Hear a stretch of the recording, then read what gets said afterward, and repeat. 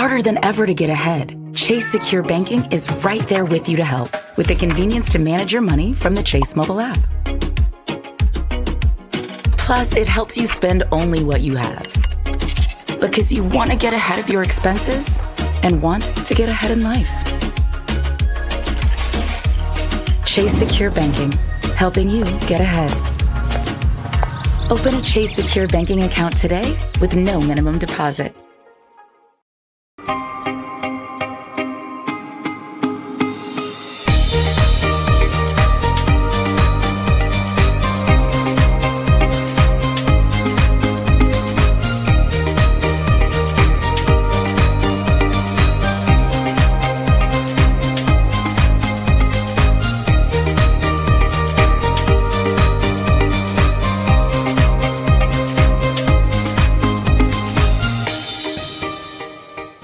Since you can't go to concerts, now we're bringing the concert right to your living room. In celebration of Harlem Week, it's a virtual concert with the Stylistics. It's the Dramatics. And the Blue Notes. We're bringing the concert to your living room. It's all part of the Harlem Week celebration. For more information, go online to harlemweek.com. If I'll ever get home again. Wow, wow, wow, wow. Good morning, afternoon, and evening, wherever you are globally. Say hello to Harlem. I can't hear you. Say hello to Harlem. On behalf of myself, Irene Gandy, and my partner, Donna Walker-Kuhn, and the rest of the Harlem Week board members, we welcome you to Harlem Week and the Harlem Music Festival. The theme of Harlem Week 2020 is the movement of the people. This panel is focused on people who make up the theatrical industry of Broadway and off-Broadway.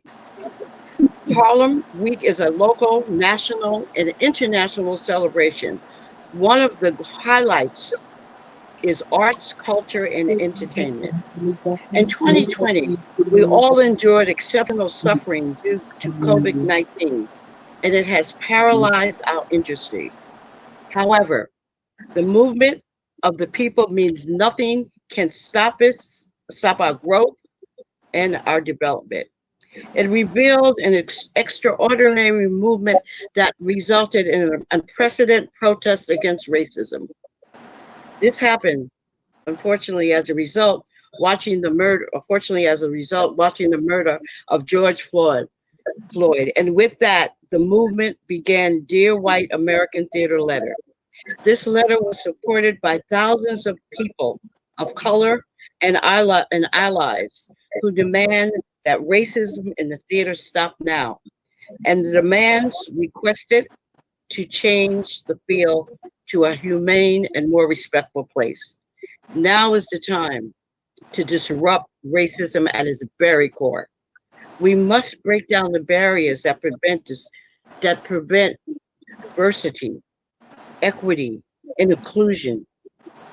We must uproot the systemic behavior that prevent people of color from being accepted as professionals with equity and inclusion. Today, we will hear from amazing people. You will learn from amazing. Today, we'll hear from people in this field who will discuss in the many industries that make up the Broadway and off-Broadway world. This conversation will acknowledge this condition and discuss how each of us can be an agent for change. I am delighted to welcome my colleagues and my friends. And we hope you find this all over the world and all over the arts community. I hope you find this conversation enlightening and useful. Thank you very much. And so we have Boza with Vice Chair.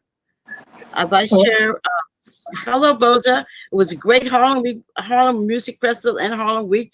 Came off to a great start. So, Boza Yeah, Rivers, Vice Chair of Harlem Week, can you tell us a little, yeah, tell us I what's know. going on all over the world? We're listening Yes, and yes, yes. watching. Yes, I'll be brief. This evening's discussion will be timely, informative, and engaging. Harlem Week has been in existence for the past 46 years, and of course, this is the first time that we're going virtual. One of the things that has happened by being in Harlem is we have seen the change. 46 It's years for Harlem Week, and 56 years for me producing and running the oldest Black not-for-profit theater in the state of New York. What I have seen and over the years, and what the chamber has done, is to be very, very supportive of the local base arts and culture organizations. Within the course of our presentations, we have highlighted the National Black Theater, New Heritage Theater, Dance Theater of Harlem, Jazzmobile, National Jazz Museum, the Schomburg Center, all of our venues who feed into the cultural pipeline that transport the work from Harlem to downtown to the rest of the world. And I'm just happy to say that for those of you who are tuning in for the very first time, to get a sense of what we at Harlem Week consider our duty, our goal, and our mission. We have extraordinary partners from New York City, NYC and Company, to the New York Road Runners with a daily 5K run throughout Harlem, all over the world.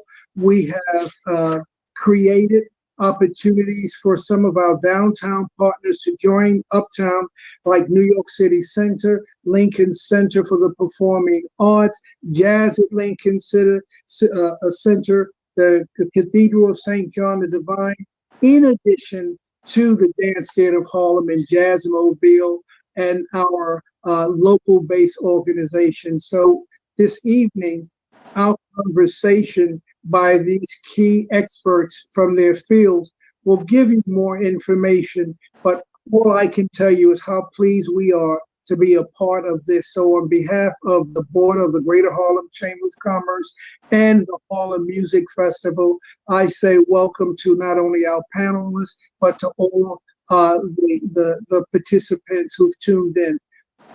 Harlem Week, welcome. Thank you. Thank you, Rosa.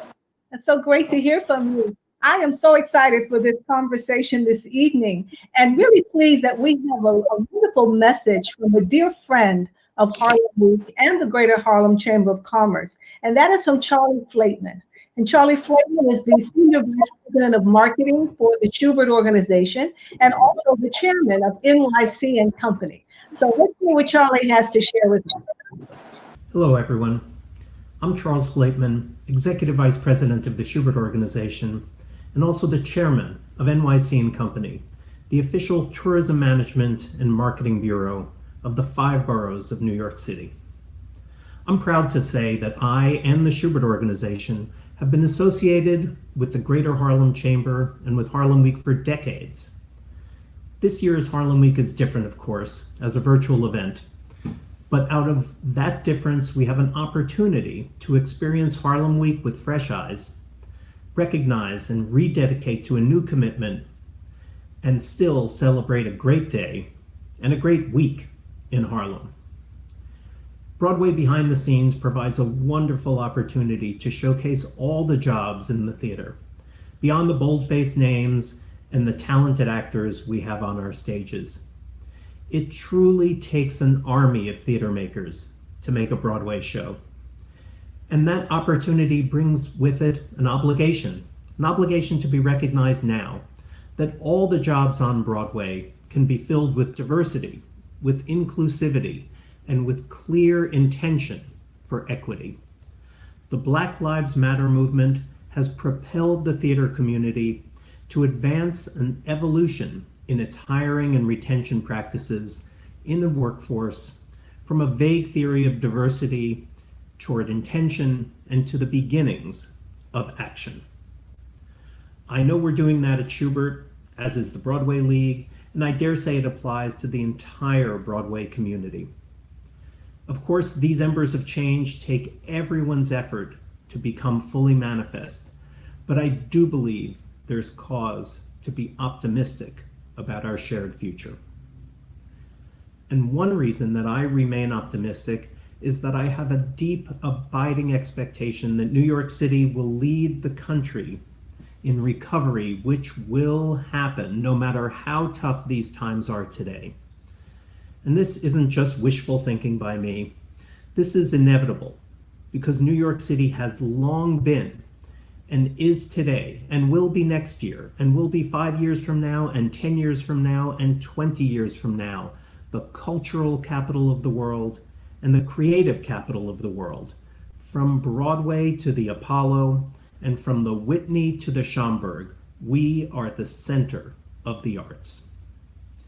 So when people around the city and around the state and the region and the country and the world are ready to get off their couches and begin to travel again, it will be for the arts, and it will be for culture, and it will be these very jobs that we're talking about today that will move it forward. At NYC & Company, our campaign is called All In NYC because it demonstrates how we are going all in support of this city we call home. But we are also all in for Broadway and all in for Harlem and all in for Harlem Week. Have a great day and thanks so much. Thank you, Charlie Flateman, for that wonderful statement. And Yes, now thank let's you. introduce our panel. We'll start with Linda Armstrong as our moderator.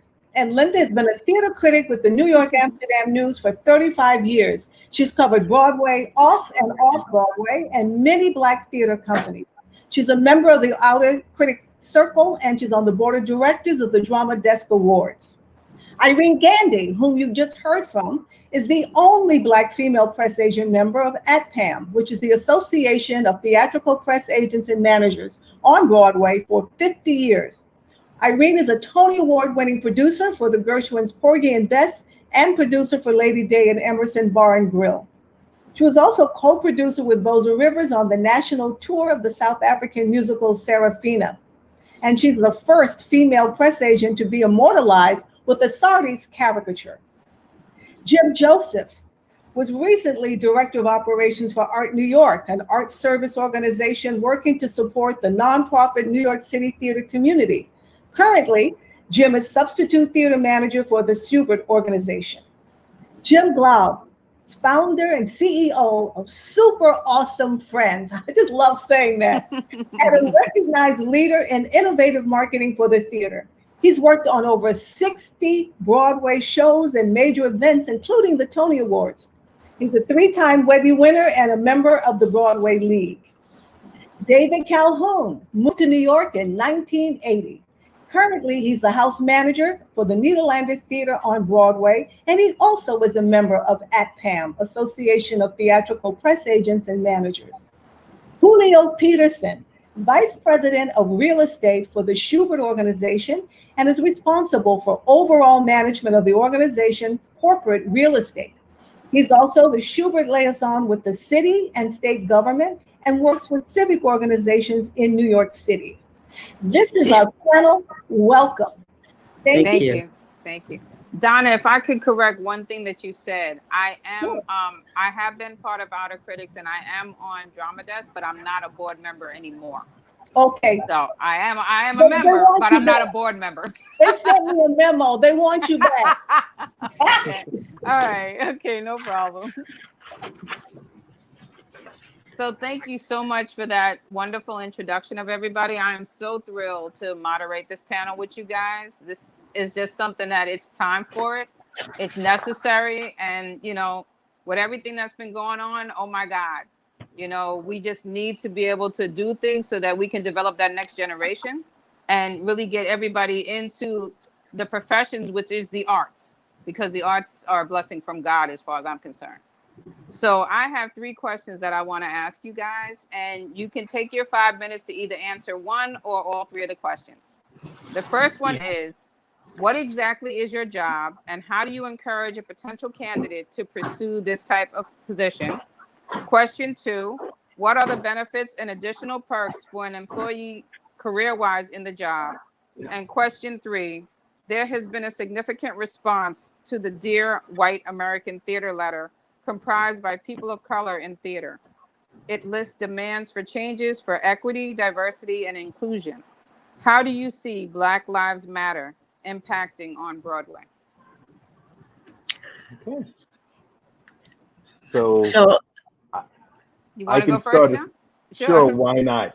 I am I get asked the question, what exactly do I do? Sometimes I answer back with, what don't I do? I've held many hats over the years, working on and off Broadway, primarily as a theater manager, working in front of house. We are the front line of the theater going experience. I always like to tell the staff that who are working with me that it's our responsibility to make sure that the audience can have the best time possible. So we set the table for the audience to make sure that they have the best time. Art is subjective. People aren't going to like everything that they see in a theater, but we can control how great of an experience they have while attending that art. Now, in addition to that, I also work in theater operations, everything from HVAC contracts to overseeing security. I also have a freelancing consulting business where I do some executive coaching and management for smaller art companies as well. So there are a lot of things that I do. But in order to get started in this business, working on Broadway, working in the theater is an apprentice-based business. And no matter what kind of experience that you have coming out of college, no matter how many degrees that you have, everybody's success in this business is predicated on somebody putting their arm literally or figuratively around your shoulder and saying, come here, kid, let me show you how it's done. I've had mentors early in my career that helped me along. We all have stories of that somebody, and we all have stories of people who we've helped to bring up as well. That's just the nature of this business.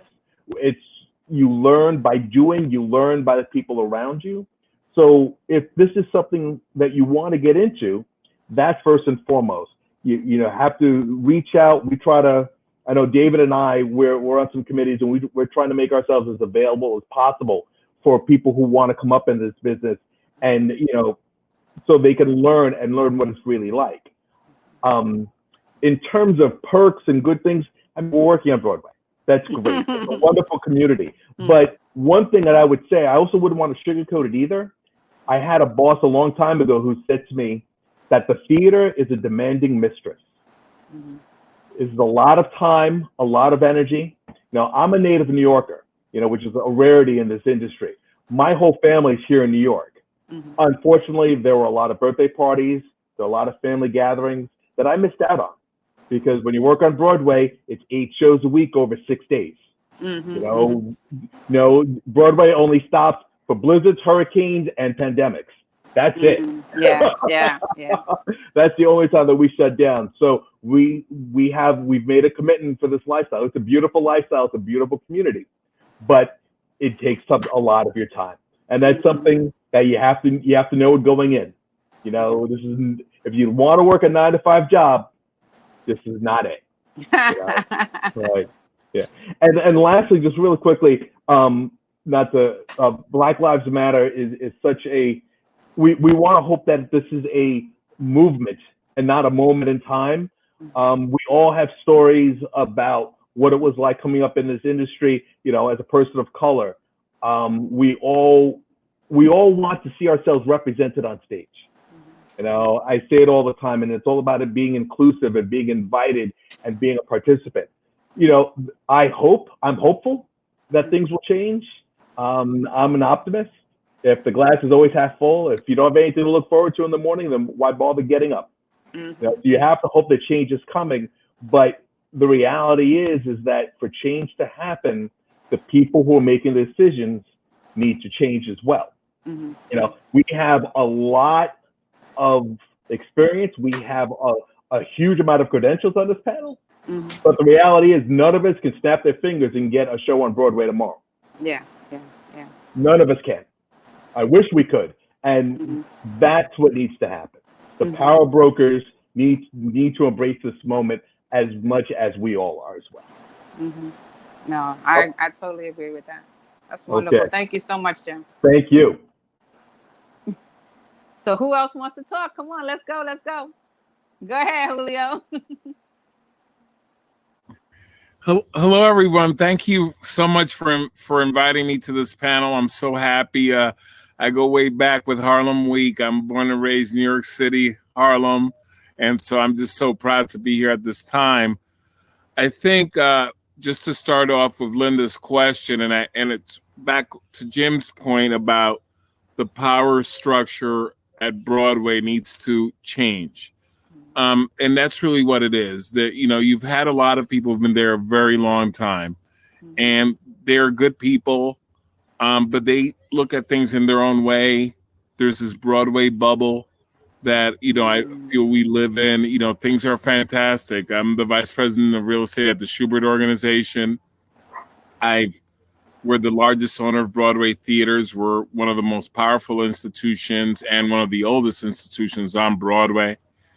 And to be there at Schubert, obviously, I've had to prove myself. I got there through what I call the side door, having had experience in real estate development and building cultural institutions. I worked on the Malcolm X Memorial Project, the redevelopment of the Audubon Ballroom in Harlem, and some other major projects in Harlem when I worked for Mayor Dinkins at the Economic Development Corporation.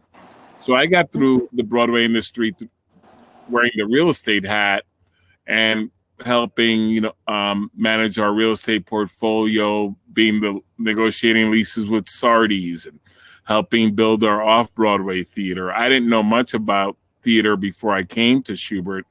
I had been to 2 shows.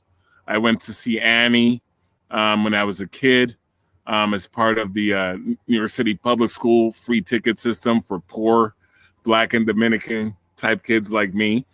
And then I went to see Bring on the Funk, Bring on the Noise because a really nice young lady invited me to go see it. So I didn't have that experience of theater, and I'm so happy that I am at Schubert. I've been there 20 years. We're like a family. But it's important that we push, just family members push one another to be better. And I think that's what we're trying to do at Schubert, that we want to push ahead because we know we're an institution that people look at us. Our foundation, we're one of the largest funder of not-for-profit theater companies in the country. And also we're a big boy in the industry. So we have to put our best foot forward. And I couldn't sleep with myself knowing that as the only person of color in senior management at Schubert, that I didn't push Schubert to really work on being more inclusive, to get a board member of color, to have more people of color in our management, and to be able to go up the pipeline to one day, you know, be in my shoes or be in some other else's shoes at Schubert. So as I said to the folks at Schubert, I'm not here to try to be anybody's Martin Luther King or savior, but I think in order for our industry to be viable, we have to be more inclusive. And that includes jobs in all sectors of the Broadway industry, whether it be PR, legal, finance, stagehands, all kinds of technology jobs, marketing, real estate. We have to push our industry to be able to allow our people of color, Black people, brown people, to be able to have a hope that they can elevate themselves through our industry. And that's one of the missions that I feel I have. And right now, this whole issue of Black Lives Matter, you know, there's a lot of benefits to Jim's point of working in the theater. I get to see shows, I get to work with really amazing and dynamic people. But right now, this moment, that's all like secondary to me, because if I see an opportunity and to speak up and knowing that there's things that I know about our industry that perpetuate the ability of Black people to be involved, I have to speak up against it. So that whether it's in the not-for-profit sector, I'm on not-for-profit theater boards, whether it's at the company I work for, Schubert, or whether it's, speaking to people at the Broadway League or producers or whomever, I have to let them know that our industry needs to be more inclusive from the bottom up.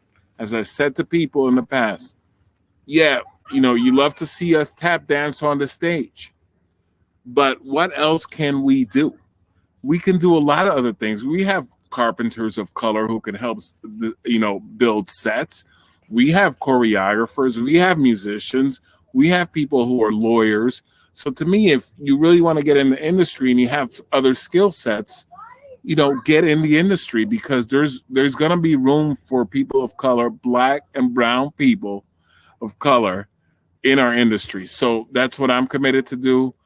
We're pushing the Schubert organization to do that, and they've shown a commitment to do that. And we're going to show the world that we're going to be a leader on Broadway in our industry to help create real change, not symbolic, not just an intern, but real change in our industry. Because young white girl coming out of, Smith College or Sarah Lawrence gets an internship, and she's the white vice president of theater company or whatever it is. Those opportunities don't happen for people that look like me or my mother or my sister. So I just want to be very thankful here to, folks at Harlem Week, Lloyd Williams, Voza. We go way back. And I'm just, I just hope that we can keep on pushing and this not be just a little moment here, but we got to keep on just plugging away. So when we have this conversation 20 years from now, it'll be a little bit different. It's not going to change 100% right away, because there's institutional barriers that need to be broken, and those are going to take time.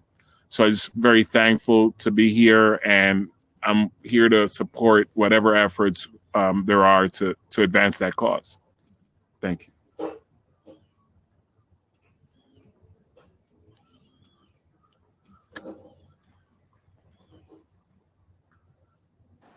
What you're doing is so important, because it is important that we have a person in your position that is looking out for his people, because that's what happens. If you have somebody looking out, then like you said, when somebody graduates from, a historically Black college, or just any young person of color graduates from school, they'll be able to say, can I get this internship, and be told yes, instead of being told no because somebody else came from somewhere else that looks like the people that produce the shows and is saying you're not getting that chance. So I really appreciate the fact that you're there, that, Jim, that you're there also. Just that you guys are there, and you're there to say, no, we're going to make sure that whatever opportunities come up, our young Black people can get it too.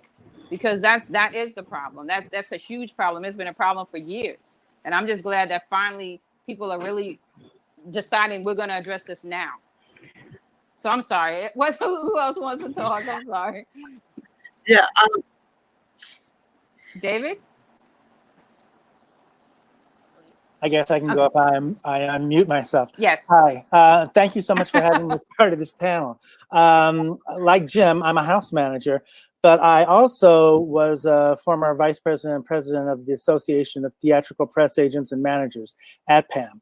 And one of the interesting things for me was when I first got to New York back in 1980. I think, Donnie, you came here at the same time. I was trying to figure out how to get into the union. I wanted to be a company manager. I heard about that position when I was in Detroit going to school at Wayne State University. And the stage manager and company manager for the national tour of Chorus Line came and spoke to our theater class. And that's the first time I heard of it. And that was in the, late 70s. And then I got here, and, it was a lot of, writing letters, knocking on doors, sorry, we don't have anything right now. Sorry, we don't have anything right now. And it took a little bit of time. And then when I got my foot in the door finally, I was, had a lot of good mentors. Unfortunately, the Black managers that had been around, for the most part, had stopped working for whatever reasons. And so the long and the short was I did a lot of tours. And I remember one time I was on And I really enjoyed what I was doing. I love being a company manager. I love being on the road. And I was doing a tour of Annie, and we were in the Sanger in New Orleans. And it was the first day of load-in, and I went out at lunchtime to get something to eat. And when I came back, there were a group of Black gentlemen that were standing outside the stage door that had been on the local load-in crew. And one of the guys came up to me and said, "Excuse me, you know, are you, what do you do?" And I said, "Oh, I'm the company manager." And they all he turned and he nodded to the guys, and these gentlemen who were, I was younger then, came up to me, and they just wanted to shake my hand. And they said that how important it was to see somebody who looked like them in a position of power. And it was the first time, and some of them actually had tears in their eyes. And I say that story because for a long time, like Irene, I was one of the few Black managers, I think the only Black male company manager on Broadway.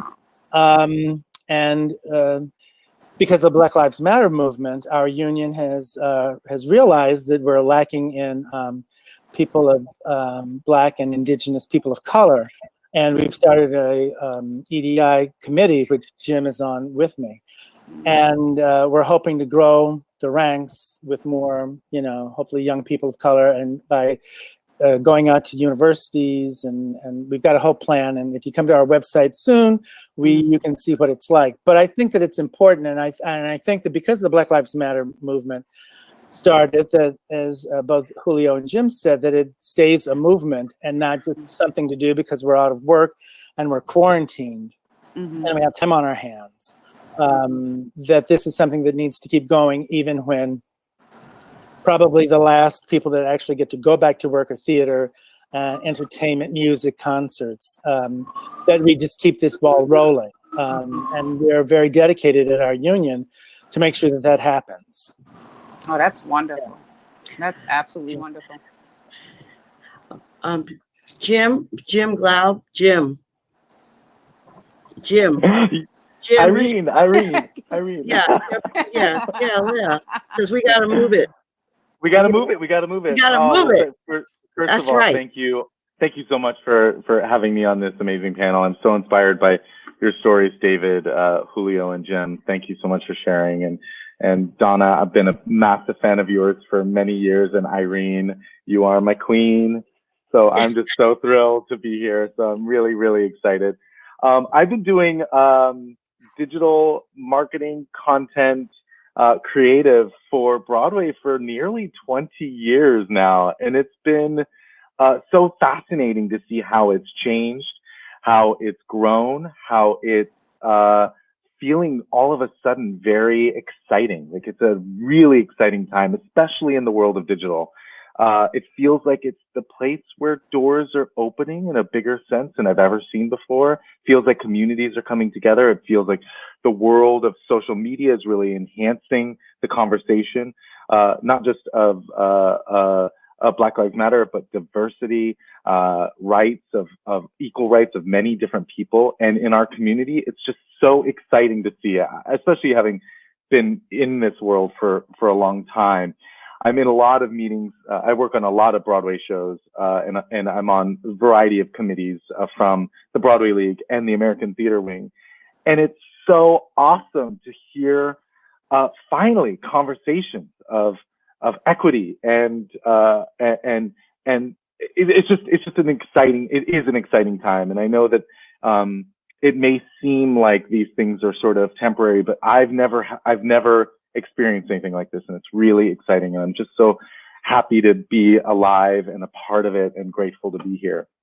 But one of the things I really wanted to answer, Linda, of your amazing questions that I actually think is really useful is what my job is in the theater and how you can get involved. I'm very, I've always been on the digital side of things and in the social media world for a very long time. I mean, I don't know if you guys remember MySpace or Friendster, but I was definitely one of the first people to work on those social media platforms very, very early on in my career. I've I've shepherded a lot of different innovations within the world of content and social media, and it's been just extremely exciting and changes all the time. But one of the things that I really wanted to use this as an opportunity for was to actually share that I didn't go to school for any of this stuff. It wasn't really something that you went to school for at the time. It was all new. It was all burgeoning, like it was there. So I really did teach myself. And now I think that we're in this amazing world where so much information is available to us online. And I highly recommend if people are interested in getting involved in getting paid to do social media or paid to make amazing content and art, that there are certain skills that you need to be able to do this. And I highly recommend practicing and working on the skills within the world of copy, writing. I think editing is a super important skill, the actual skill of editing a story, not just through a device like Premiere, but even on your phone, on things like InShot or even on your phone, you can edit really great stories through that. I highly recommend getting involved in some sort of design aspect as well. At least learning the basics of how things look on a screen will give you so much opportunity because you're able to sort of place these things. I also tell people, like, learn about social media. Even if you don't practice it yourself, learn about the ins and outs of it, because it will, in the world of advertising and marketing, it's so important, and it is all going in towards this direction. One big thing that I highly recommend while you're young is to learn coding. It is really hard to learn when you're older. It's like another language, but learn it while you're young. Learn it now. It's so useful. Even if you just learn it and put it away, I promise it will be useful for you. I highly recommend getting involved in learning about Excel and Microsoft Word. I know these are basic programs on how we use it, but I'm shocked at how many young people do not understand these devices and how it is the basic tools of how we communicate within office structures. And now, even more than ever, is going to be more important because we're working in outside of offices, right? We need to understand how we work in this digital world. And then, I often tell people, the cloud is very important for our world of content. Learn about WeTransfer, learn about Dropbox, learn about Drive. I know it seems so simple, but it's shocking at how many people don't understand the basics of cloud structure and how, if you learn that, I'm telling you, you will climb very quickly. These are these tools that can help us really understand how to make content, how to understand marketing. We'll then be able to, you could get placed really quickly in almost any aspect, from IT to marketing to being the executive's assistant to being the executive, to being the one running the whole thing. Having these tools are not secret. Go onto YouTube and search how to do it. If you want to spend a little bit, Skillshare is a really great tool service for that, or even Lynda, which is run by LinkedIn. So I just wanted to share that these are the things that I learned, which were able to help me create a very prosperous career in the theater. So yeah, I just wanted to share that. No, that sounds wonderful. That sounds wonderful. Thank you so much to all the panelists. Thank you to everybody. You guys were wonderful. Thank you so much. Thank you. And this is Irene, of course. So now I have all the big hucky mucks like Jim. I've been in those rooms, me and Donna, we're the only people of color. So since you're the president and founder, I will be sending people your way. That's why we are looking for not just employees, freelancers. We really want to provide an opportunity to be able to get in the door. What a better way than in digital? Yeah, I just want to let you know, because that's important. And I really want to thank all of you for being on. And it was Donna, you're on the second panel, so you know that, right? And we have the second panel whose panelists who were waiting, who we all love. So I want to thank first I want to thank Linda Armstrong. You'll be back. She'll be back in moderating. She'll be back in moderating in a second. But thank you, Linda, for always covering the black stuff, whether downtown or uptown.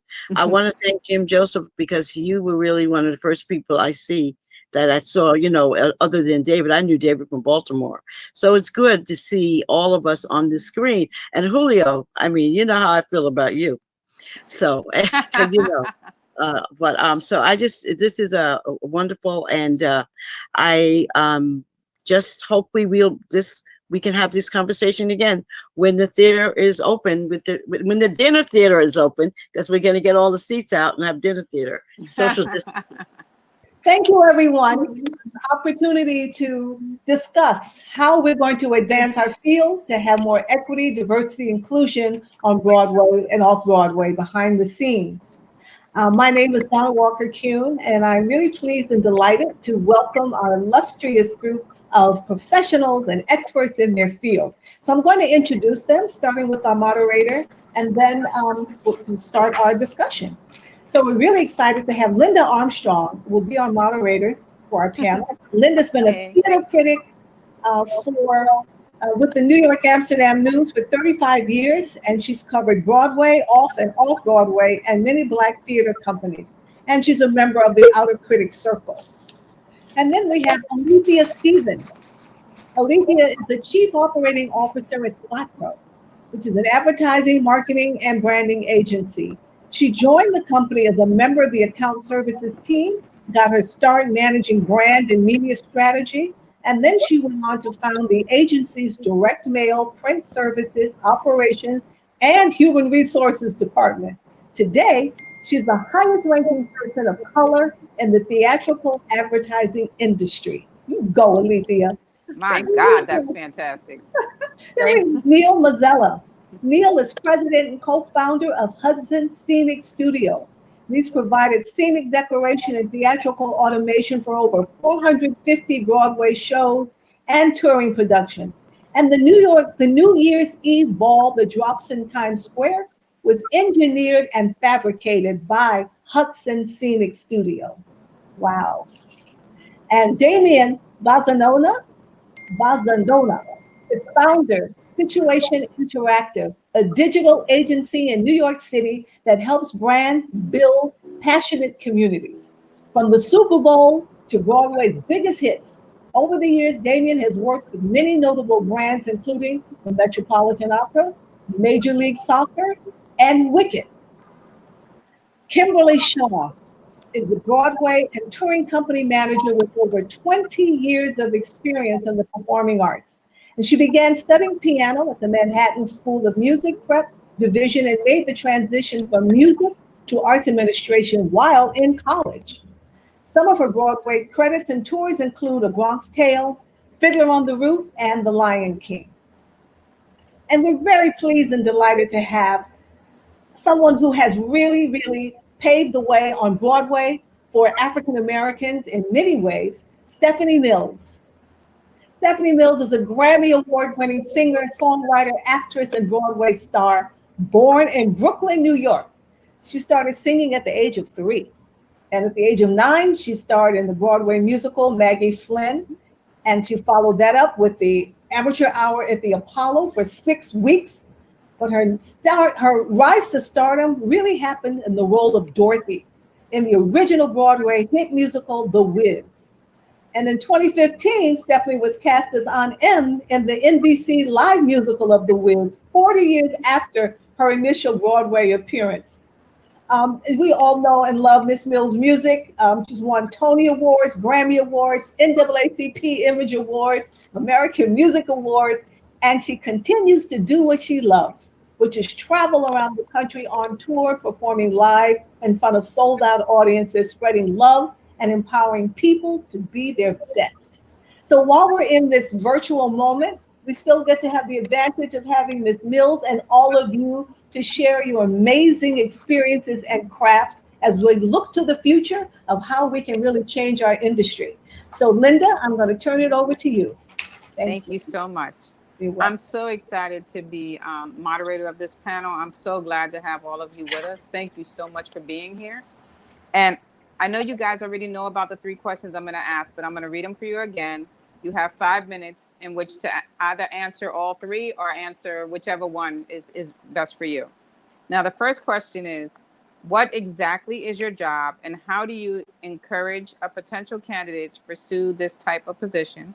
What are the benefits and additional perks for an employee career-wise in the job?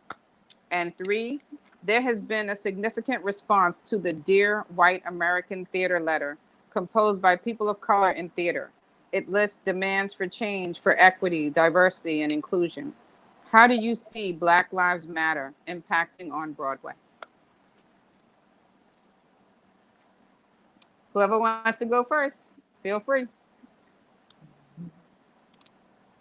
Hi, we actually have an order for the panelists. If we can follow that order, that would be great. It's going to be Alethea, then Neil, then myself, then Damien, then Kim, and Ms. Mills, we would like you to go last because we know you have vast amount of experience and we want you to have more time to share your experiences, if that's okay. No pressure. So, but we'll start with Alethea, followed by Neil, and then I'll go. Great. Okay. So thank you, Linda and Donna. In simple terms, my job is, as the CEO of SPACO, is to make sure that the company has processes and procedures in place to operate a profitable business. So I oversee human resources, finance, administration, facilities, and legal. In addition to that, I work with clients to implement multicultural advertising, marketing strategy, audience development. I manage philanthropy for the company. Yeah, the list goes on, but that's the gist of my role. That's a great deal. My God, girl. Wow, that's incredible. So I've worked in the Broadway industry. I got my start literally by affiliation. I was working at the Public Theater as Director of Community Affairs, and George C. Wolfe was transferring plays to Broadway. And as an institution, we wanted to continue that feeling of engaging community on Broadway. So that was my responsibility. And so it started actually with Twilight Los Angeles with Anna Devere Smith in, I think, 94. And then we did The Tempest with Patrick Stewart. But the show that changed my entire life and my career was Bringing the Noise, Bringing the Funk. You know, that changed the landscape completely. It was the first time that we were having young African Americans coming into, you know, theater, purchasing their tickets, not as a handout, not cool, but because they wanted to be there and see these young men who look like them tell their story in a way they'd never seen before. And so that was really a landmark for me. And so as a result of that, we kept transferring shows. And then I started to be asked by other producers if I could help and support their shows. So I worked on Hairspray and Ma Rainey's Black Bottom and 22 other shows at that time. So it was never a goal for me, but it was an opportunity. And certainly as a woman of color, I was definitely going to step through that door and see how many other people I can bring with me. I think what I'm most excited about is that I have been able to mentor a number of African-American women and men of color who now are working in this field of bringing diverse audiences to Broadway. I think that's really critical. I think the challenge is being marginalized to only focusing on audiences of color and being given resources that are extremely modest in comparison to the other aspects of the show. And that's the dynamic that I really want to see changed. You know, we're talking about equity, diversity, inclusion. And so absolutely the equity piece is I'm the same as you. I have the same skills and resources as you. In fact, sometimes we're more educated than our colleagues. So why are we getting such a less amount to be able to accomplish that same goal, if not more? So for me, that is, Black Lives Matter. That is a key component that we look at this in a more equitable way. I'm excited about the future because I think that now we have raised our voice and there's no turning back. There isn't going back. We can only go forward. And if each of us in our respective fields stand in our light and make a commitment that I am going to be the one that's going to be a change agent, then we will see this. Otherwise, this was just a moment and we missed it. And that we can't allow to happen. So I know that this group, we are going to be the revolutionaries in a peaceful way, but a way that advances our field that has never happened before. And we have to pay homage, to people like Stephanie Mills, who was out there doing this, way before we had this whole team to surround us. So let's make this happen. Oh, that's beautiful. Thank you, Donna. May I add one thing, please? Yeah, Miss Donna and you and Miss Irene have been instrumental in my career, and I'll tell you that you two were the first two Black women that I saw in a room in my early days as an account executive at SPACO, and that meant a lot to me. So I just want to say thank you. Talk about paying homage. Thank you. You're very welcome. Thank you. Oh, that's beautiful. Yeah. Sister Sharon, I love it.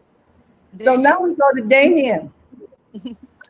Yeah, what an honor to be here. It's like, seriously, it's just so cool. I've known you for like a long time.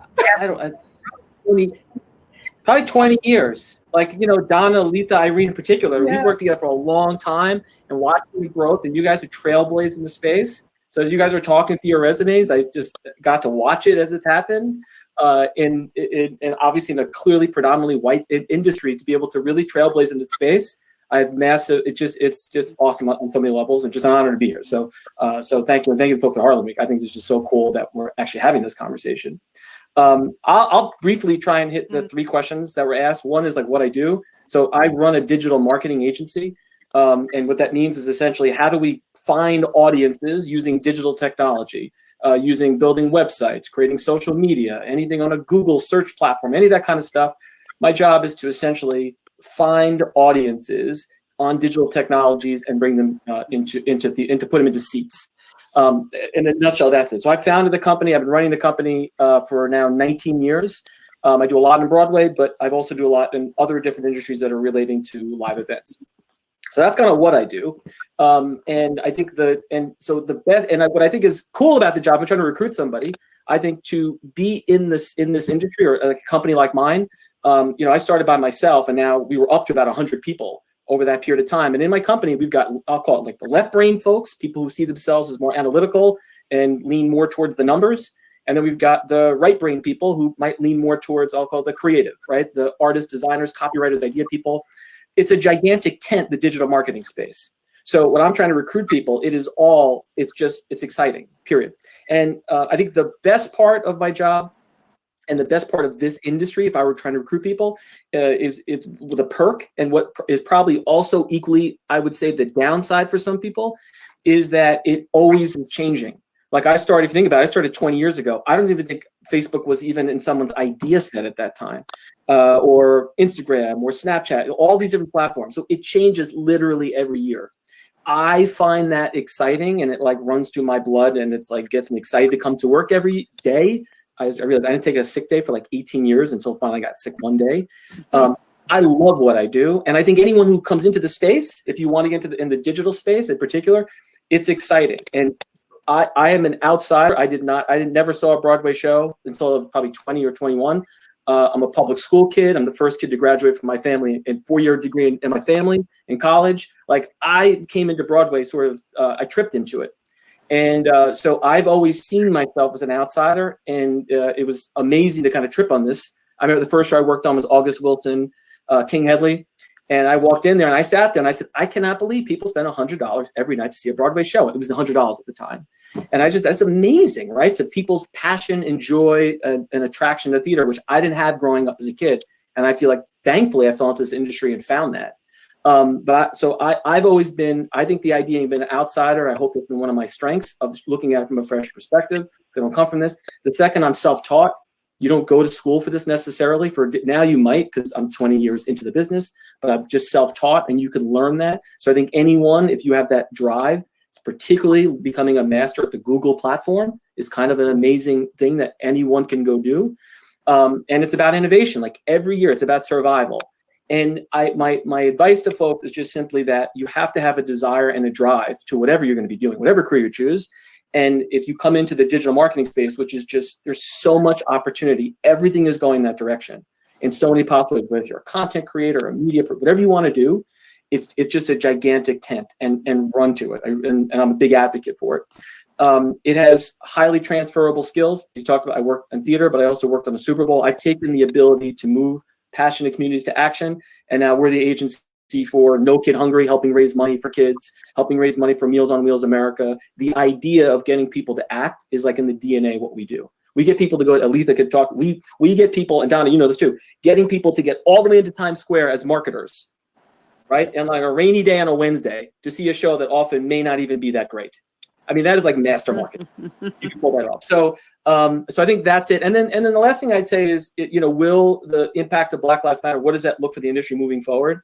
I think it's extremely exciting. And I just think like anything, it's all in the action. So it's been a lot of talk and everyone says they're going to do something. So I would say that I feel what's been great is we've had a moment of a conversation. If there's one silver lining of the COVID moment, it is a moment of reflection and conversation that would never, I'm hard pressed to see that conversation happening, which I think is great. It's brought a ton of discomfort in all of the right ways for a lot of people. And I think that's just been great. But then the last thing I'll just say on this, but I think the other thing that makes me excited to why I think it will change is Broadway has lost its connection with the local community. Before this happened, for most shows, it's upward to 70 to 75% of people that sit in the seats are tourists. They're not even from here. Wow. And all the jobs and all of the people, and you know what's going to happen post-COVID? No one's jumping on a plane. We're not getting all the international travelers. We need to make a connection with the local community. And if you're going to work with local community, you got to put stories up that are representative of the local community. You got to get talent that's representative of the local community. And we're at like 95% Caucasian. If you look at the industry of how it's baked, it is completely disconnected from the realities of the local communities. And so this is just this amazing moment in time in which, I'd like to leave people's hearts in the right places, and I believe that. But there's also a major financial interest between people really beginning to wake up and say that the money that we've been leaving on the table and inviting audiences in we've just missed it. And now is the moment to kind of get on board with that. So that's my show.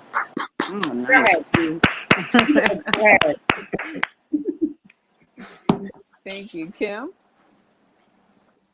Hi, I'm Kim Shaw. I'm a company manager, and just to start in giving Black women love here, that I also would not be sitting here if it weren't for Donna. Donna is responsible for me getting through that Columbia University master's degree program and really helping me focus like what I wanted to talk about and study in order to get through school. I am a company manager, and I saw my first Broadway show when I was 4. It is literally the only thing that I wanted to do with my life and my career. So kind of the opposite of everyone. And I studied music as a kid. I was a serious classical music student, and I went to Spelman College as a pianist.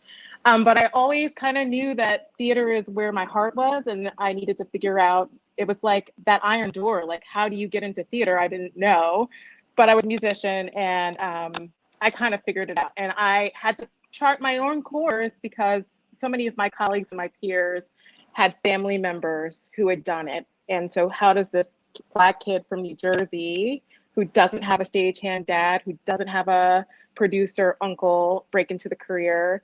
And it really took like hard work and education. I did some tours, and after I did tours, I went to Columbia because I figured like that was my way in to study through education. That was kind of like the generation that I grew up in. And so we tried to get further in our lives through education. So I went to Columbia, and Donna really taught a course on communication and marketing. And through that and her conversations about having a seat at the table really allowed me to focus myself and to figure out how to articulate the ways in which we were leaving lots of people out of this Broadway theater thing, both as practitioners and as audience members. So thank you, Donna, for that. And that's also a little bit of my story. And so what I do as a company manager is I am a person who works in the general manager's office. So there's producers, and the producers hire a general manager. And producers and general managers typically work on more than one show, and then they all have a company manager, and I'm the person on that administrative side of things who only works on one show. It is my job to oversee the administrative operations of a show. And if we're in New York and we're working on Broadway, I'm at the theater every single night. I'm making sure the money and the box office is correct. I run the payroll. I liaise with the marketing team.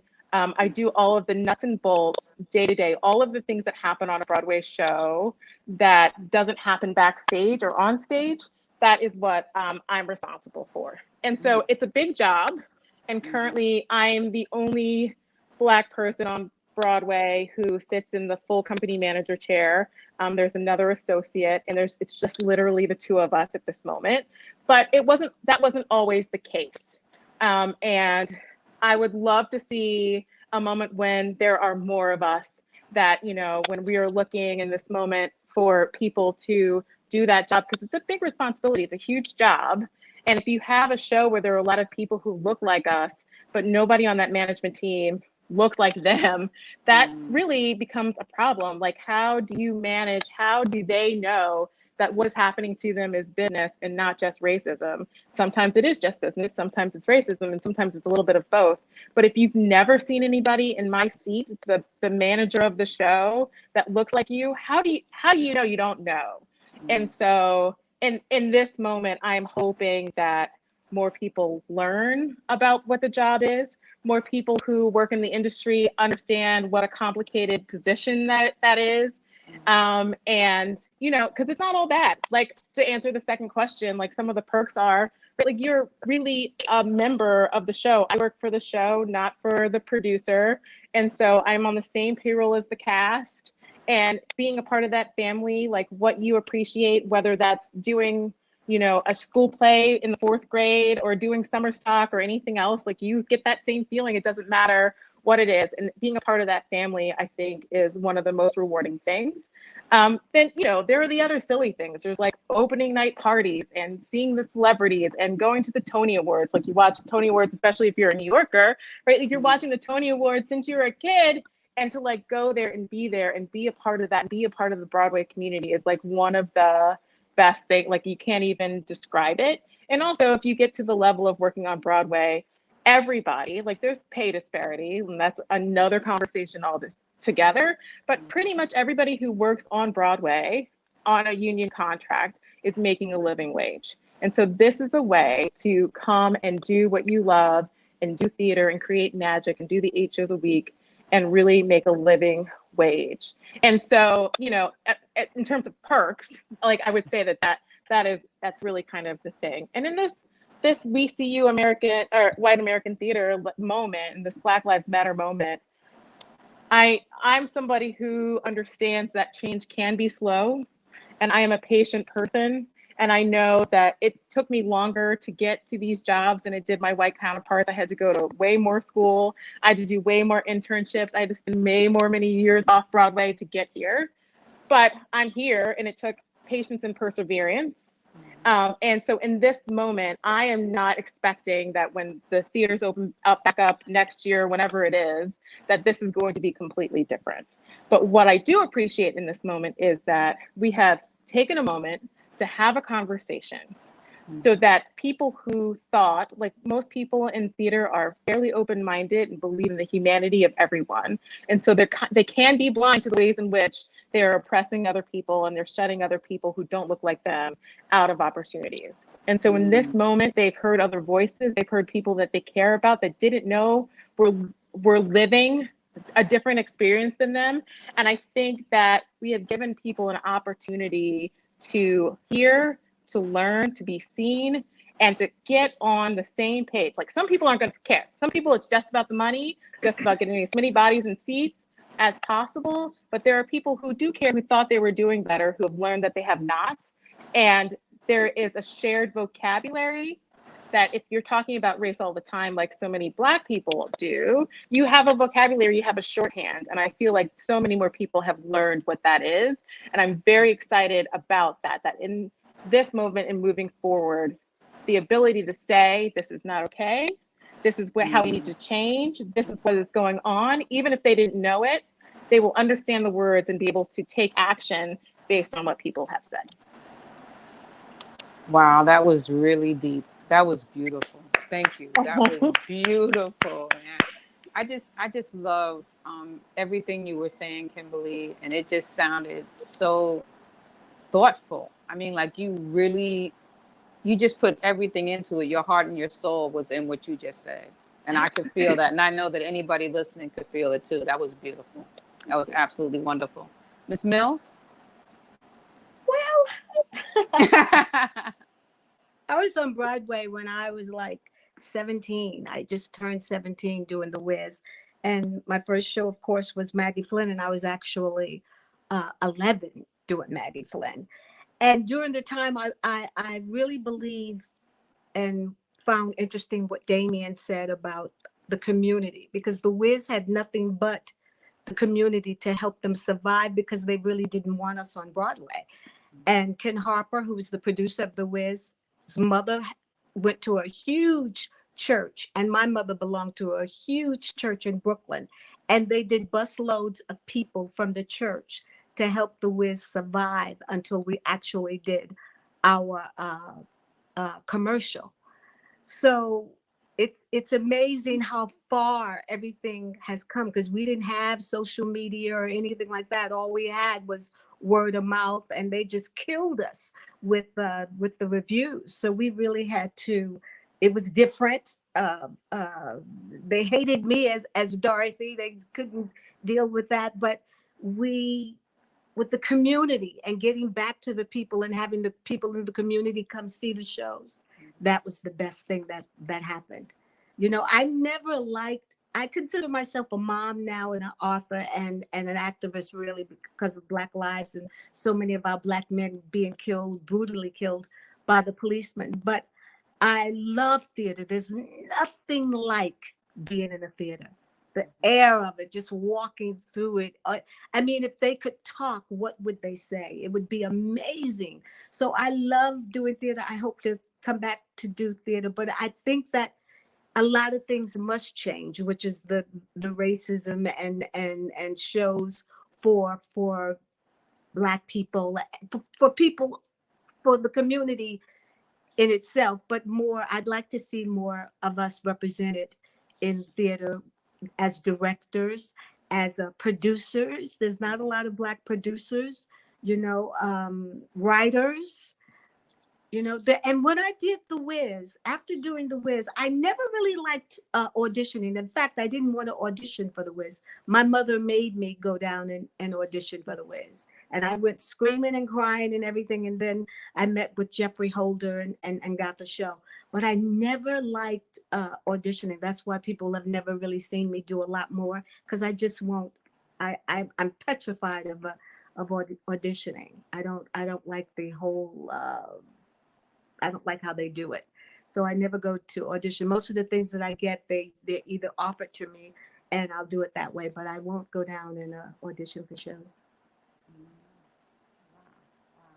But I mean, you know, just to hear you talk about how they had to bust the people out. I mean, that's just showing you how far things have come. Oh, you know? Yes. And that's something that goes to what Donna does. That's something that goes to what Alethea does. You know, it's something that goes to what our people are doing in the industry to say, listen, you got to come out and support what our people are doing on stage. Yes. Because it's important that we come out and support each other. And, you know, it's kind of funny because this kind of leads me into, like, you know, what I do as a theater critic. Because I've been covering theater for 35 years because I always wanted to make sure that people knew what our people were doing. You know? And so you got to let people know when it's Broadway, off Broadway, off Broadway, Black theater. Because you want our people supported. You want these shows to go on because they're telling our stories. They're telling our stories. Right. They really are telling our stories, and they need to know who's telling the stories. Exactly. And people need to be recognized, and a lot of us don't get the recognition that we should get. Our tickets were $75 back then. The Wiz ticket was $75, and Charlie Blackwell, that was a lot of money. Was our stage manager. He was an incredible stage manager, you know, and of course, Jeffrey Holder was the director. Yeah. Gilbert Moses was our first director, and then he was fired, and then Jeffrey took over. And then, of course, George Faison with the choreographer, and Charlie Smalls wrote the wonderful music. And I also had a chance to do other plays and things like that. But there's nothing like doing theater. You have to be very, very disciplined. And I'm so glad as a young girl, I learned that discipline very early because it helped me in my singing career. Because I really don't consider myself an actress per se. I think I'm a singer that can that can act a little and dance a little, you know. Mm-hmm. Oh, Miss Mills, you know, my favorite role is being a mom. Mm-hmm. All right. I agree with that, Stephanie. I agree. You know, we have a few minutes, and I wanted to ask each of the panelists, and Irene is going to come back on, and I think Jim Joseph is coming back. Wanted to ask each of you, what do you see as the future for people of color on Broadway, off Broadway? What is your vision? Hey, hi, Stephanie. Hi, for me, and So Irene, I just asked the question, and now people are going to go around and okay. answer what is their future, future of people of color on Broadway. What do you Okay. think? Well, I think that right now we have a presence on Broadway in terms of things like The Lion Kings, like Ain't Too Proud and things like that. And I think in those ways, those things are good. But I'd like to see more shows that are telling Black stories with the Black cast. Because the thing about it, Black lives matter, but Black talent matters also. And I think that when you see, when you have more of an opportunity for Black people to be on the Broadway stage, people will really understand the talent and the brilliance that is in the Black community, from the writers to the choreographers to the performers to the costume designers. I mean, Black people do it all. Right. And to me, I've always, told I have 2 daughters, and I've always told my daughters, to me, theater is a gift. It's a gift from God when it's done properly, because you help people to escape from their reality and you bring them into that world that's happening on that stage. And you can teach people, you can enlighten people. It's a beautiful thing. Theater can make you cry. It can touch your soul. Yeah. It can transform your life. And when our people do it, forget about it. I mean, I'm not saying white people can't act, because of course they can.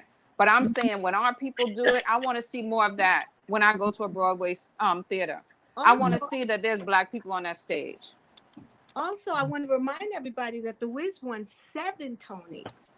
Yes. Oh, that's fantastic. That year they walked away with 7. I don't think people really realize that the show won 7 Tonys. Amazing. Wow. I mean, I'll jump in, Donna, and say that I think the future of Broadway for Black people will be amazing. It will be different. I think it will take time, like Kim mentioned earlier. It's not going to happen overnight.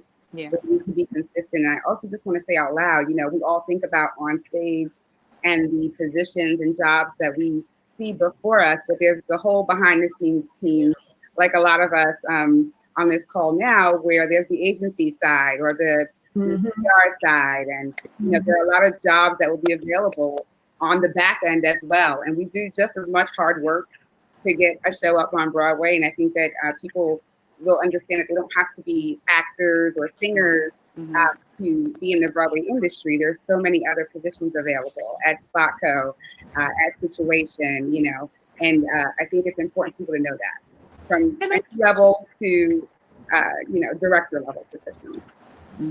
Can I say one thing? Oh, of course. You might not like it, but I'm 63 years old. So I don't think we have a lot of time.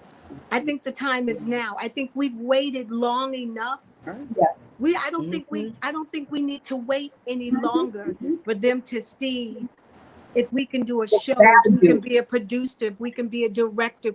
I don't agree with it'll take time. No, the time is now. Yeah. Because how much more time? We don't have a lot of time.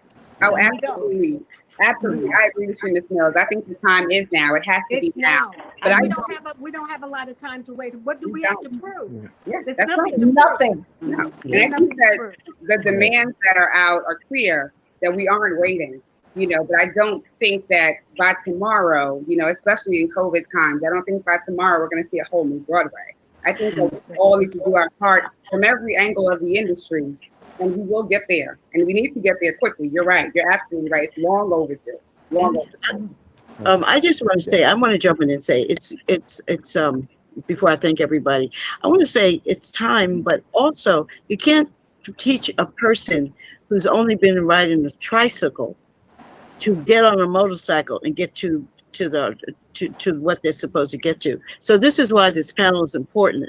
That's why I asked Damien, the people that are founders and president, and Neil and Jim Glaude, because to hold them accountable, they can be accountable, because they can take on their people for a year so they can train them, so they can know how to do these things. And that's what happened when they talk about this Dear White American Theater letter. That's how I am in the union, because Douglas Turner Ward wrote that same letter in the New York Times in 1968. But Douglas Turner Ward from Negro Ensemble Company, he had a plan. He brought in white company managers who knew how to do a contract that we could apprentice under. So it has to be a plan, but it has to be that someone can, as we say, our allies work together, so we can all be sitting at the table and not the spooks who sat by the door. So that, and that's why the conversations and so important. And like for me, being on Broadway for 50 years and not seeing anybody in the rooms or situation or all the rooms, Spacco, AK, even to now, it's just basically me and Donna. And then when I see somebody like Kim, who was on Fiddle on the Roof, I just go up there and I'm crying. And I see somebody like Alethea, because like you said, and see somebody like Jim, it's really because it's strength. And like who said it earlier, you don't know. You said it, Kim. If you have an only white company manager, you don't know if it's racism or it's just the way it is. So it has to be that buffer. And it has to be now. And, we didn't know pandemic, and we have to do it now. And we have to have conversations, and we have to invest in our own future. Sometimes people have to say, I have no money. I'm going to intern like I did for 3 years for $50 and raise my daughter and my husband on it. But I knew the final outcome. So I just want to say that I did. That's it. Jim? I'm sorry. Yeah, just one other thing. I'd love to echo what Damien had talked about earlier about post-COVID world, Broadway's face, that to succeed, we have an audience that we need to, that's a, if we're talking about diversity and inclusion, we're talking about what's happening on stage. We got to talk about who's working backstage. We also got about the audience. And it's sort of the three-faced monster that we have to deal with. And there's so much of it is getting that right mix between all those three. We have control over who we invite to the party of Broadway. Okay, to quote this great author's book, we have that ability. We can go about and make these hiring decisions backstage and our crews and our company managers and our front of the house. But then ultimately we have the talent out there. There are people of color who are writing these shows. We just need to get them into the right room and get these gatekeepers, eventually change those gatekeepers as well. If I could just say, one thing I'll just add to that is prior to this, Broadway, it was at 90% capacity. Yet we had 2 million seats going empty every single year. Every single year, there's 2 million empty seats. And it just drives me absolutely crazy. And that's what we've been finding over the past 10 years. We've been doing the same speech. New York City public schools, one of the most diverse school systems on the planet, with amazing talent. Their arts funding's being gutted and cut out of the schools. Yet every year we predictably have 2 million seats empty on Broadway, where we could be bridging the gap and getting public school students into the theaters, which is representative of the community, hugely helpful, specifically the Black community. Like, why would we not do this? And we've been talking about this before when things were great. And so that moment now, it's like, you want to talk about the long game, 20 years, the only reason people are going to care about musical theater, care about theater in general, is if they even expose and are even welcome to the party. And I'll tell you, the Situation Project, which anyone ever wants to get involved, is something we run as a 501c3. What, 20-something thousand kids from New York City public schools, from the South Bronx for shows. They see 6 shows by the time they graduate. It's just transformative. It becomes a behavior. It becomes welcome. And I feel like we're taking kids, like, it's just remarkable, but it just drives me nuts that this is when we were at 90% capacity. So can we now please have this conversation as we're restarting to build that into the infrastructure? You're right. And Damien, you bring out an excellent point. And I read your article, you had written about that, the 2 billion seats, 20 million seats. How many is it? 2 million. No, it's 2 million seats at a $100 average ticket price. That's $1 billion of empty seats left And every 5 years. Invest into various communities so that they can begin to have this experience. And I think there's a value, to everything. And what I really believe is it comes down to dollars. And so, it's this question of really believing that there's a value to giving these tickets to this particular group of people, when they're not perceived as a full human being or someone who is to be respected. And so it goes back to that. So it's it's not the empty seat so much as who you want to give it to. So these kids, they're not worth it. We're not going to give it to them. So that's really a place where we have to change. I mean, the change is so fundamental. It goes underneath all of our careers, and it goes beneath 401 years of systemic racism, white supremacy. So when we can get the shovel and dig underneath there, then that's from that place is where we'll see the change. That's and that's a great point, Donna. And Kim, since Kim is a company manager, and we all know the budget before we even open, you have an opening night, you have X $100,000 for free tickets for the Tony voters, from the Outer Critics voters. I mean, you have a busting the party, the opening night party. All of that is not generating dollars. It's like about $300,000 that could go into somebody's apprenticeship. Because, and all due respect, Damien, you have a company to run, and you have people who get you 20 years, and you cannot support everybody. But the producers have got to make a commitment so they can pay them, not for you to pay them. And we don't need to get, and also producers have to make a commitment to put those internships in the budget before they even open. So those are the conversations that have to be had, I feel. You know, and also actors, African American actors and people of color have to be held accountable, because they're doing 8 shows a week, and they on that stage, and they are going to have to also, I understand, I'm glad Black Lives Matter, but they have to take a stand as well. Because even like we're doing Harlem Music Festival and Harlem Week, I mean, Stephanie Mills is on Broadway. There are a lot of people that could be in part of us. You know, there's great people like Andre DeShields is always there. Blue Santiago, Felicia Rashad, Stephanie. Because we have to, like I said, we have to invest. But but while we're doing that, while we're talking about Black Lives Matter and the demands, come up to do Heritage Theater. Come up and do a play, do a monologue with the senior citizens in Harlem Hospital. You know, make yourself be known. Like go to Stephanie's church. So these are things that we have. This is another conversation, and then everybody, you know, I mean, that's what I do. That's what Donna does. That's what Kim does. That's what Stephanie does. That's what Jim does. But because you have to really, I feel that you have to hold yourself accountable.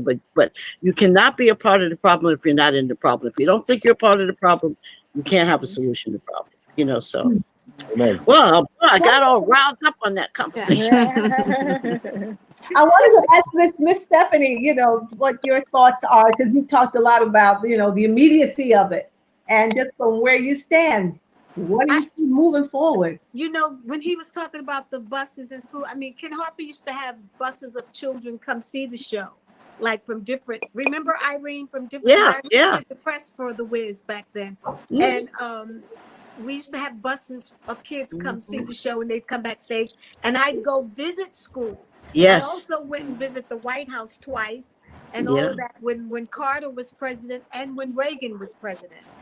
So we had Amy Carter come to the Wiz and all of that. So I think that involving the community, getting people in our community, in Harlem, in Manhattan, and those people coming to see the shows will make a big difference. Also, Stephanie, we have to reach those people. Yes, right. Even when Stephanie was on the road, we were together with the Wiz. We visit people in every town in Philadelphia. Absolutely. Because also sometimes in the people of the color, in the color community, people of color, they'll say, "Oh, Stephanie Mills is playing," and they don't believe that Stephanie Mills or would be playing in their hometown. So a lot of times that's important for the actor to go out and say, you know, to do that. So they say, "Oh yeah," you know, because people say, "Oh yeah, I got," you know. So that's also a history. You know, I'm sure Damien never had this conversation right there.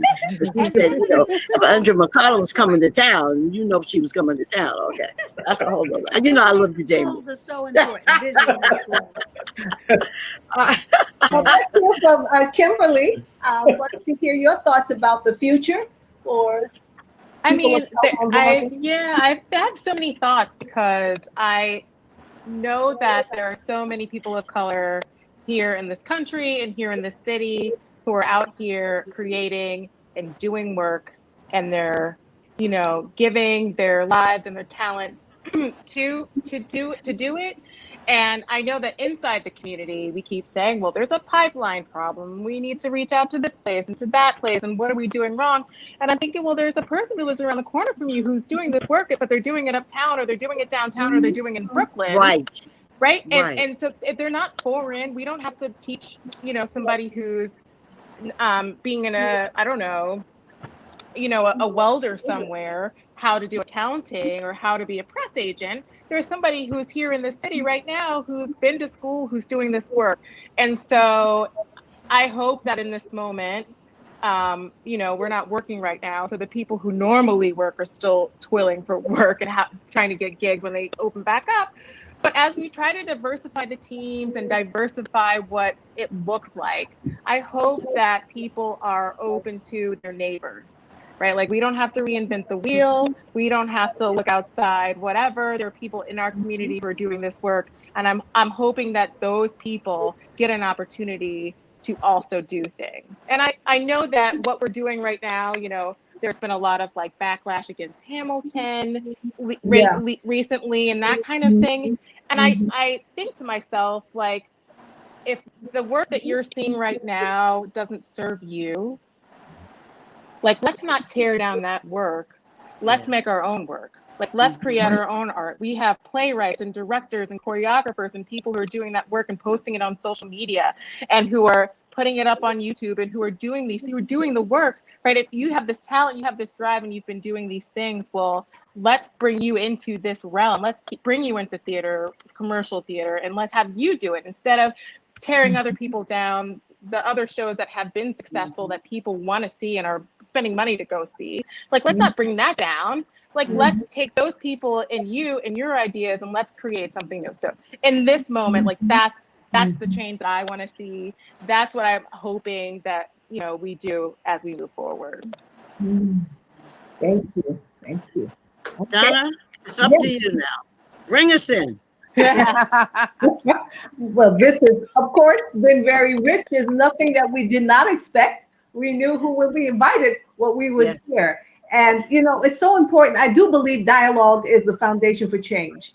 And so that's why I participate in these panels, because I know that through dialogue is how we change people's hearts.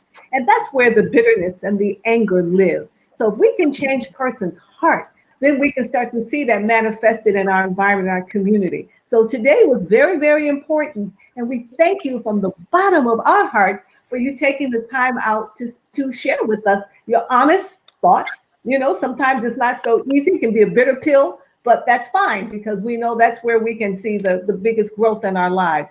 So thank each and every one of you. We're going to see you when we resume into a new era. We're not going back.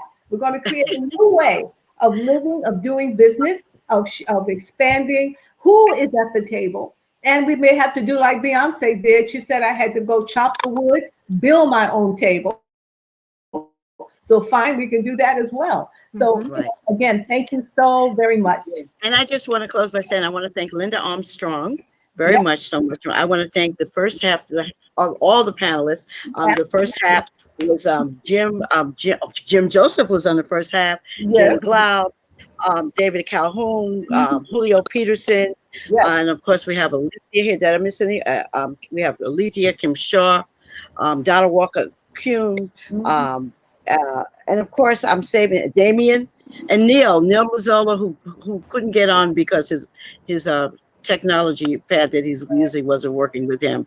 But he's also been a person who has looked for people of color and women in his Hudson Scenic Studio, who builds all the sets. And I don't want to leave without all of us thinking and praying for everybody to be healthy.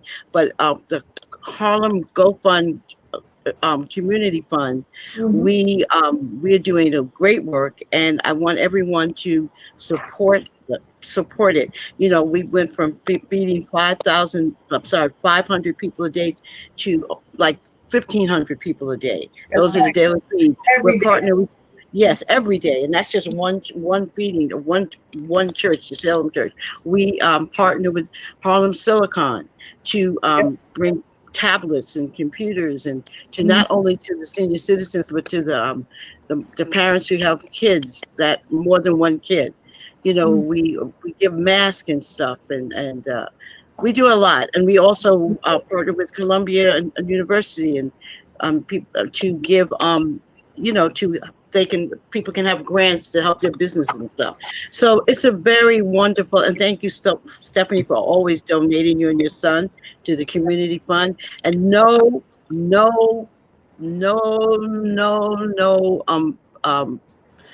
donation is too small. $25 can feed 6 people. And if you don't want to donate on the GoFund line, you can always send a check. It could be $10 or $5 or $20. You can see GHCC Community Fund, and that's at 200 West 136th Street, New York, 130. Or you can call 212-862-7200. And that's, I say that because we all take care of our own, and also we also give families and people in the arts community. We have a drive for them because they're not working. And trust me, it's really that's I just want to leave with that note, because it's our community is very small and very insular, but we will take care of each other as always. So I think that and support Harlem Week. Support Harlem Week, www.harlemweek.com. Some amazing events are coming up, just so many amazing. And also, it's not to talk about, because we do serious stuff. I know it's an art panel. We'll talk about the COVID summit and all the systemic racism summits that we're doing. You said it. And then we have career development and business expo. You know, so there's many ways to learn and experience the richness of the Harlem legacy and our present and future. So if you go on the website, every day there's a whole listing of all kinds of rich products. Yes. It's an abundance of riches that we have. We're so excited. This is the first time, we're doing this virtually. And it was a learning curve. I mean, Xavier, we don't have your experience with that's this. Right. We're accustomed to being on 135th Street, from booth to booth, me and Irene going up and down the street, making sure everybody can stay booth. We got the 3 stages, live entertainment, and now we're all like this. But wait a minute. The great thing about it, we're partnered with New York Roadrunners, and you can do virtual running. Right? Yes, you can run virtually. Registered. Yeah, 5,000 people have already registered. So you run on your own. You can run at home, in your home, outside. It's a virtual run. Amazing. And we have dance parties too. We got it all. Yes, Damien, that's why you need us. We need to sell you those 2 million seats. I'm going to send people over there. And the president. I really admire the work you guys put into putting this together, because you easily could have canceled it, and you put this all together. It's extremely impressive, because a lot of people did cancel. A lot of people canceled their events. You barreled through it. You made it a priority to happen, and I think your point about dialogue is important. The fact that you're making space for it and not going into it, and I think you're doing a pretty kick-butt job. Well, we have great leadership under the leadership of Lloyd Williams, who's vice chair of Greater Harlem Chamber of Commerce, and also Bills and Rivers. We have a wonderful team. don't want to name everybody, but this is all a team effort. All a team effort. So, anyway, thank you. Okay, we're going home, Stephanie. Yes. We're going down the Yellow Brick Road. All together. All together. He's on. Who's going to start? He's on. Lisa, you always wanted to be a singer. That's right. Stand up and tell the Lord. He's on. Well, that's why I'm behind the scenes. Okay. Me too. Thank you, everyone. Thank you. Thank you. Thank you. Bye. Bye. Bye. I'll call you.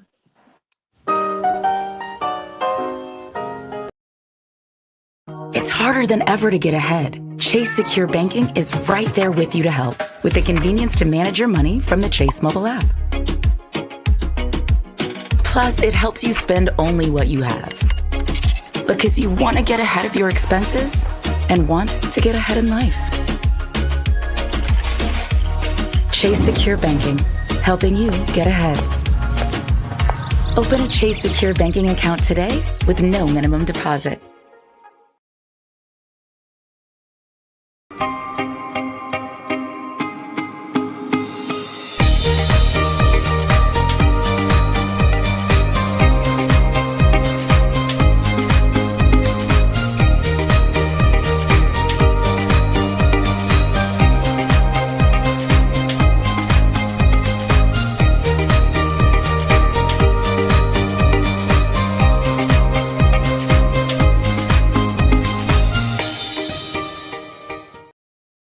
Since you can't go to concerts, now we're bringing the concert right to your living room.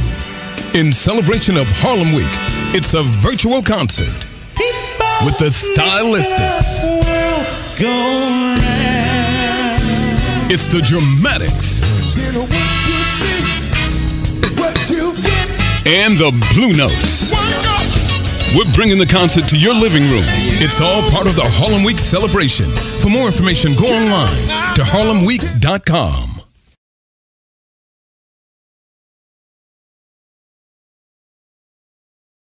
Since you can't go to concerts,